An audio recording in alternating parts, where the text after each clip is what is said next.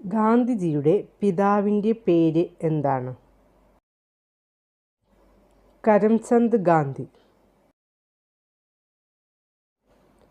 ഗാന്ധിജിയുടെ മാതാവിൻ്റെ പേര് എന്താണ്? പുത്ലിബായി. ഗാന്ധിജിയുടെ മുഴുവൻ പേര് എന്താണ്? മോഹൻദാസ് കരംചന്ദ് ഗാന്ധി. മഹാത്മാഗാന്ധിയുടെ മുത്തച്ഛൻ്റെ പേര് എന്താണ്? ഉത്തംചന്ദ് ഗാന്ധി.